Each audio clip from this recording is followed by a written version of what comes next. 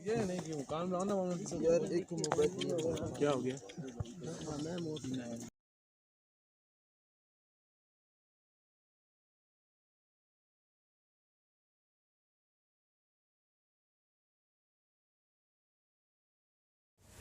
बिस्मिल्लाहिर्रहमानिर्रहीम, अस्सलाम वालेकुम। बड़ा अफसोसनाक वाक़या और जिसकी तफसीलात आप तक पहुँच ही चुकी होंगी। मरी के अंदर शदीद बर्फ़बारी और सर्दी से टूरिस्ट जो वहाँ पर घूमने फिरने के लिए गए थे उनकी हलाकतों की तादाद अब तक 30 से ज़ायद हो चुकी है और हज़ारों अफराद अभी भी बर्फ़ के अंदर फंसे हुए मदद की उम्मीद पर वहाँ पर स्टक हैं और रिलीफ़ ऑपरेशन भी शुरू किया जा चुका है। लेकिन एक बहस शुरू हो गई है। कोई इस सानिया का ज़िम्मेदार हुकूमत को ठहरा रहा है, कोई सिविल इंतज़ामिया को ठहरा रहा है, कोई जो टूरिस्ट वहाँ पर घूमने फिरने के लिए गए थे उन पर ज़िम्मेदारी डालकर अपनी जान छुड़ा रहा है, कोई अफवाज पाकिस्तान पर, क्योंकि मरी कंटोनमेंट एरिया है कि अफवाज पाकिस्तान ने रिलीफ़ ऑपरेशन क्यों ना शुरू किया, क्यों कैंट एरियाज़ आवाम के रिलीफ़ के लिए, उनकी मदद के लिए खोल दिए गए। लेकिन इस सब से कता नज़र जो कुछ संजीदा सवालात इस सानिया से मुतल्लक़, कुछ संजीदा जो मामलात हैं उन पर किसी की नज़र नहीं जा रही। एक तो बिल्कुल शुरू से बिल्कुल न्यूट्रल होकर इस पूरे मामले को समझना पड़ेगा। मरी के अंदर जो टूरिस्ट की गुंजाइश है वो मैक्सिमम कैपेसिटी 30 से 40 हज़ार है, इससे ज़ायद नहीं है। बड़ा कंजस्टेड सा इलाका है। अब तो मरी का कुदरती हुस्न कंक्रीट की दीवारों ने, कंक्रीट की बिल्डिंग्स ने, कंक्रीट के जंगल ने ख़त्म कर दिया है। जो एक कुदरती हुस्न था वो अब देखने में नहीं आता। और मरी सिटी के अंदर जो गाड़ियों की पार्किंग की गुंजाइश है वो बमुश्किल 10 से 12 हज़ार है। अब हुआ क्या, इससे पहले भी हमने देखा कि ईद की छुट्टियों में भी 1 लाख से ज़ायद गाड़ियां मरी में दाखिल हो गईं। इसके अलावा भी कुछ इवेंट्स पर, कुछ मौके पर हमने देखा कि लाखों की तादाद में लोग मरी चले गए। इतनी बड़ी तादाद में जब लोग वहाँ पर गए, 1,30,000 गाड़ियों का मतलब है करीबन 5 लाख लोग, यानी कि गुंजाइश से कई गुना ज़्यादा। डेफिनेटली वहाँ पर जो होटल्स हैं, वहाँ पर जो रिज़ॉर्ट्स हैं, वहाँ पर जो क़याम ताम की जो जगह हैं वो अपनी कैपेसिटी से फुल हो चुकी थी। और जो होटल मालकान थे उन्होंने एक रात का स्टे 20,000 से लेकर 50,000 रुपये तक कर दिया था, जिसकी वजह से जो लोग जिनके पास कैश नहीं था, जिनके पास इतने वसाइल नहीं थे, उन्होंने बजाय होटल में स्टे करने के उन्होंने अपनी गाड़ियों के अंदर स्टे करने का फ़ैसला किया। अब हुआ क्या कि करीबन 7 से 10 फुट की बर्फ़ मुसलसल पड़ी है और लोगों ने अपनी गाड़ियों में हीटर चला लिए। हीटर चलाने की वजह से एक तो जो उनकी गाड़ियों के साइलेंसर थे वो बर्फ़ में दब गए और जो साइलेंसर का धुआं और जो गैस थी वो भी गाड़ी में भर गई और हीटर की वजह से कार्बन मोनोऑक्साइड उनकी गाड़ियों के अंदर भर गई। अब कार्बन मोनोऑक्साइड एक ऐसी गैस है, मैं कोई केमिस्ट नहीं हूँ, कोई कीमियादान नहीं हूँ, जो मालूमात मुझे अब तक मिली हैं उसी की बुनियाद पर मैं आपके साथ ये शेयर कर रहा हूँ। जिसका कोई जायका नहीं होता, उस गैस की कोई स्मेल नहीं होती और इसको खामोश कातिल कहा जाता है। किसी कमरे में अगर भर जाए, किसी जगह भर जाए या किसी जगह कार्बन मोनोऑक्साइड छोड़ दी जाए तो ये चंद लम्हों के अंदर इंसान को बेहोश कर देती है और इसी बेहोशी में इंसान की जान चली जाती है।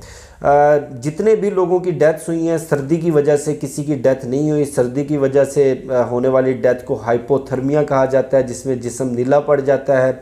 और शदीद ठंड की वजह से इंसान की जो हलाकत है वो फौरी नहीं होती, काफ़ी टाइम लगता है। इवन के ऐसे भी वाक़यात हुए हैं कि लोग बर्फ़ के अंदर 72 घंटे दबे रहे, बर्फ़ में फंसे रहे और उसके बाद अचानक से जब उनको रेस्क्यू किया गया तो CPR जब उनका किया गया तो उनके दिल ने काम करना दोबारा शुरू कर दिया। तो जितने भी लोगों की डेथ्स हुई हैं उनका जिस्म ना तो नीला पड़ा और ना वो सर्दी से अकड़ कर या ठठर कर मरे, कार्बन मोनोऑक्साइड की वजह से उनकी डेथ्स हुई। उसके अलावा ये तो इस्लामाबाद इंतज़ामिया की, मरी इंतज़ामिया की ज़िम्मेदारी भी थी और उन्होंने इसको पूरा करने की कोशिश भी की। ट्रैफिक पुलिस ने, इस्लामाबाद इंतज़ामिया, इस्लामाबाद पुलिस, पंजाब पुलिस लोगों को रोकते रहे, लेकिन आपने बहुत सारी वीडियोस देख ली होंगी कि लोग पुलिस वालों के गले पड़ रहे हैं, उनका गिरेबान पकड़ रहे हैं, चीख चिल्ला रहे हैं। मैं खुद ये वाक़यात सरीना चौक पर देख चुका हूँ अपने ऑफिस जाते हुए कि इस्लामाबाद पुलिस लोगों को मरी रोड की तरफ जाने से मना कर रही है, ट्रैफिक को डाइवर्ट करने की कोशिश कर रही है। हज़ारों की तादाद में गाड़ियां फंसी हुई हैं। ये बहरहाल लोगों का भी इतना कसूर नहीं है क्योंकि नई तफरीह गाहें नहीं बनाई गई, कोई इंटरटेनमेंट की सहूलियात मौजूद नहीं है, कोई इस तरह के मौके मौजूद नहीं है। ले दे के जो middle class, lower middle class families के लिए जो सबसे सस्ता तरीन इंटरटेनमेंट का ज़रिया है वो बर्फ़बारी देखने के लिए करीब तरीन मरी चले जाते हैं और चंद घंटों की इंजॉयमेंट करके वो वापस आ जाते हैं। उसके अलावा एक और जो इशू बड़े शिद्दत से उठाया जा रहा है वो ये कि फ़ौज पाकिस्तान की जुरिस्डिक्शन में ये इलाका आता था क्योंकि कंटोनमेंट का इलाका है। फ़ौज पाकिस्तान के जवान, उनकी ज़िम्मेदारी बनती थी कि वो लोगों की मदद करते, रिलीफ ऑपरेशन उनके लिए शुरू करते, लोगों को बचाते। तो इसकी भी वजाहत आ चुकी है। मरी के जो कमांडेंट हैं मेजर जनरल वाजिद अज़ीज़ साहब, उनकी बाकायदा वीडियो गुफ्तगू मीडिया के साथ वो सामने आई है। उनका ये कहना है कि आर्मी चीफ जनरल कमर जवेद बाजवा को गुज़श्ता रात ही सूरत हाल से आगाह कर दिया गया था और जनरल कमर जवेद बाजवा ने, चीफ ने हदायत जारी की, हुक्म दिया कि बग़ैर हुकूमती हदायत का इंतज़ार किए रिलीफ ऑपरेशन फौरी तौर पर शुरू कर दिया जाए। गुज़श्ता रात से ही मरी में मौजूद पाक फ़ौज के मुकामी दस्तों ने, मिलिट्री पुलिस के लोगों ने मुकामी इंतज़ामिया के साथ मिलकर ट्रैफिक की बहाली का काम शुरू किया, रिलीफ ऑपरेशन शुरू किया और उसके अलावा FWO की भारी मशीनरी रास्ते साफ़ करती रही। 120 से ज़ायद ख़ानदानों को रेस्क्यू किया गया, 2 रिलीफ कैंप कायम किए गए।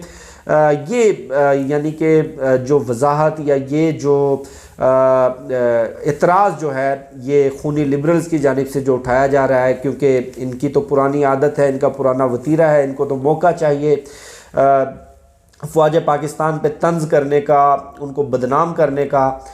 ये कतई बेबुनियाद साबित हुआ। अब कुछ संजीदा सवालात हैं। सबसे बड़ा सवाल जिसकी तरफ अभी किसी की नज़र नहीं जा रही, पाकिस्तान की तरफ एक बहुत बड़ी तबाही, एक बहुत बड़ा तूफ़ान, एक बहुत बड़ा डिज़ास्टर बड़ी तेज़ी से पाकिस्तान को निगलने को तैयार है, पाकिस्तान की तरफ बढ़ रहा है। वो डिज़ास्टर है इन्वायरमेंटल चेंज।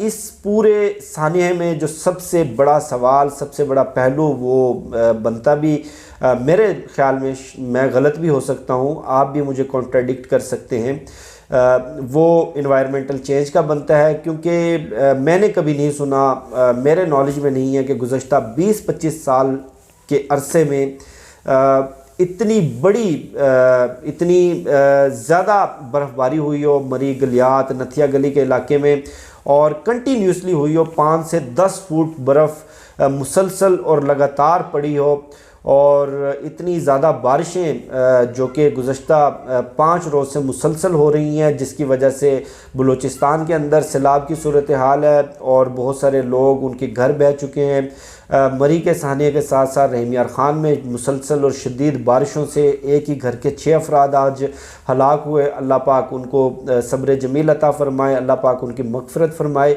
जो इन्वायरमेंटल चेंज है, ये डिज़ास्टर बड़ी तेज़ी से पाकिस्तान की तरफ बढ़ रहा है। कुछ ऐसी अनसर्टेन इन्वायरमेंटल आप चेंजेस आने वाले दिनों के अंदर माहौलियात में देखेंगे, जिस तरह के इतनी शदीद बर्फ़बारी, इतनी शदीद बारिशें और मौसमियाती तग़य्युर, जिसकी वजह से जियोग्राफिकल चेंज भी आ सकता है। इस पर बहरहाल काम करने की ज़रूरत है, इस पर बहरहाल अवेयरनेस पैदा करने की ज़रूरत है। और हमारी दुआएं जिन लोगों की हलाकतें हुई, जो लोग जाँ बहक हुए इस सानिए में, उनके लवाहिकीन के साथ, अल्लाह पाक उनको सब्र अता फ़रमाए, अल्लाह पाक उनकी मग़फ़िरत फ़रमाए, अल्लाह पाक पाकिस्तान पर अपनी सलामती रखे। पाकिस्तान जिंदाबाद।